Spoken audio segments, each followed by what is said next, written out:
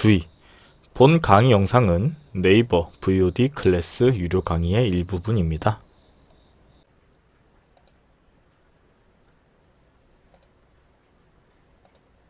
지난 시간에는 이제 지장간에 대해서 설명해 드렸습니다. 그리고 이번 시간에는 용신편입니다. 10강. 용신의 의미에 대해서 이해할 수 있다. 용신의 원리에 대해서 이해할 수 있다. 용신 찾는 법에 대해서 이해할 수 있다. 용신을 해석할 수 있다. 일단은 용신이란 지난 시간에 배운 부분을 정리해 보겠습니다. 지지에 지장간이 있었고요. 통근, 투출에 대해서 배웠으며 더욱 세밀하게 판단하는 게 가능했었어요. 그리고 오늘은 용신에 대해서 설명해 드리겠습니다. 많은 분들이 용신에 대해서 힘들어 합니다. 그 이유를 설명해 드리자면은 용신이 무엇인가, 어떻게 이해해야 되는가, 이 부분에 대해서 많이 이해가 안 되는 부분들이 있는 것 같아요. 첫째는 용신의 이해도가 부족합니다. 당연하게도 오행의 개수만으로 용신을 채택하기는 어렵습니다. 그리고 기초적인 이론이나 부분적인 해석으로만 해석하기가 어렵습니다. 그리고 용신의 설명 혹은 강의의 대부분이 나열식으로 되어 있으면 원리에 대해서 이해하기 어렵겠죠. 하지만 당연하게도 검색으로나 독학으로는 풀기가 어렵다. 그 이유는 당연하게도 예를 들어서 요리로 본다면은 비밀 레시피에 대해서 공개하지 않듯이 용신 부분도 일부는 그렇게 보는 것 또한 사실입니다. 수학적으로 접근하면은 구구단을 암기에 대해서 방법을 알려주지 않고 나열을 한다면은 단순 암기식으로 봤을 때 난이도는 상상을 초월하겠죠. 참고로 사주팔자는 1000만 단위가 넘어가요. 그렇기 때문에 매크로도 한계가 있듯이 그래서 제가 용신에 대해서 설명해 드리도록 하겠습니다.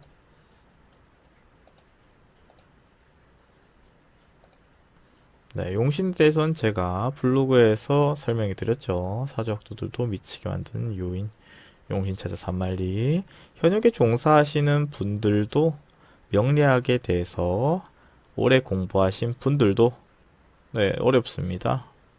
대부분 제가 용신에 대해서 즉답할 수 있으면은 한 상위 10% 안에 든다고 봐요. 용신 격국만 채용할 줄 알아도. 하지만 그렇게 설명하는 부분은 10년 이상 독학하신 분들도 용신에 대해서 구체적으로 설명을 못 하시는 분들이 많아요.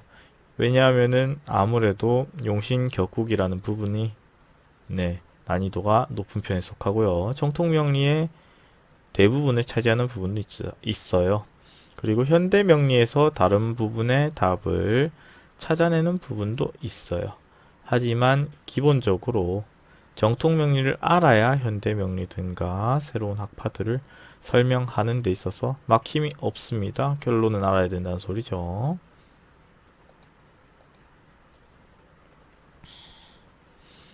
일단은 용신이란 무엇이냐면은 용신이란 제가 1강에서 음양의 생극에 대해서 설명해 드렸습니다. 사주는 모든 오행이 있어야지 가장 좋고요. 하지만 사주에 모든 오행이 있는 사람은 그리 많지 않습니다. 그래서 일주를 기준으로 신강하거나 신약하거나 하면은 흉한 사주로 보는 게 일반적인데요. 그것을 중화시켜주는 부분이 용신입니다. 그렇기 때문에 지난 강의에서 배운 내용을 전부 이해하지 않았다면 이해가 안 되는 부분이 많을 수도 있다고 봅니다. 용신은 사주의 중심이자 운세의 주관자다. 이렇게 이해하시면 좋을 것 같아요. 그리고 인생사의 기륭화복과 축일피흉이 가능하게 하는 부분이에요. 네, 결과적으로 좋은 부분은 극대화시키고 안 좋은 부분들을 피해가는 게 용신이다. 그리고 또 네, 한 학파에서는 이렇게도 말합니다. 용신이 보면 아시겠지만 쓸 용자에 귀신 신자잖아요. 그러니까 쓸 수 있는 신이라고도 볼 수 있는데 반대로 해석하면은 신을 쓴다, 다룬다 이렇게 말하시는 분들도 있어요. 뭐 그런 부분에서 본다면은 용신이라는 게 절대 그냥 쉽게 본다거나 만만하게 본다거나 할 수 있는 난이도는 아니라는 소리죠. 말 그대로 난이도는 조금 많이 높은 편에 속하는 것 또한 사실입니다.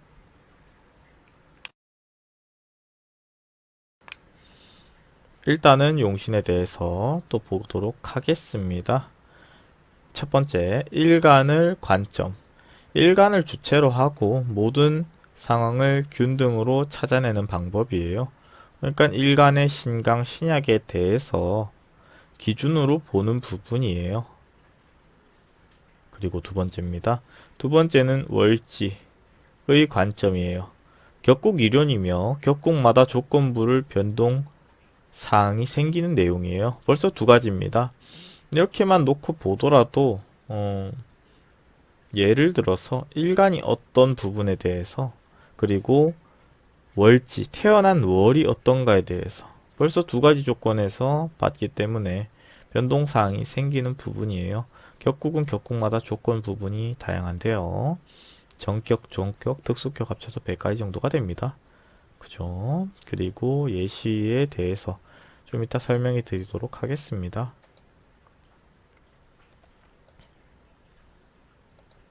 그리고 세 번째, 계절 위주로 관점인데요. 춘하 추동과 절기를 보고 판단합니다. 특히나 명리학은 음력도 양력도 아닌 절기라고 제가 운의 흐름에 대해서 판단할 때 행운에서 교육했던 내용이죠.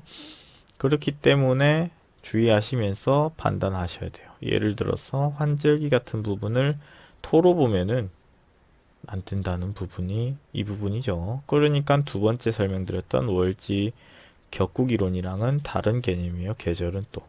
그리고 시주를 가지고 판단하는 부분입니다. 이 부분에 대해서는 몇 시에 태어나는가를 보고 판단하는 부분인데요. 고전명리에서 주로 사용했던 부분입니다.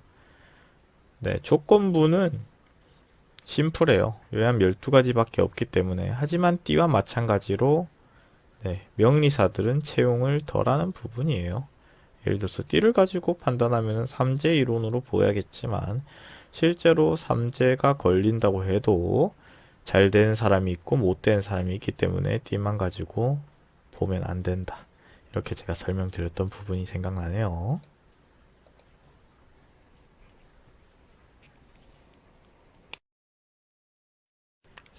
중화시켜주는 오행을 용신이라고 합니다. 그리고 용신을 도와준 오행이 희신이에요. 용신을 극하는 오행이 기신입니다. 기신을 도와주는 오행이 구신입니다. 그리고 나머지 오행을 한신이라고 합니다. 한신은 중간적인 위치에 있으나 대부분 길신이나 흉신으로 작용해요. 이 한신을 잘 보는 것도 사주 명리학의 엄청 중요한 부분입니다. 왜냐하면 한신에 대한 내용이 엄청 적어요. 하지만 실전에서는 한신을 어떻게 채용하는가에 따라서 길신이 3개고요. 흉신이 2개인 사주가 될 수도 있고 흉신이 3개고 길신이 2개인 사주가 될 수도 있어요. 그런 부분에서 본다면은 한신이 엄청 중요하다고 볼 수 있죠.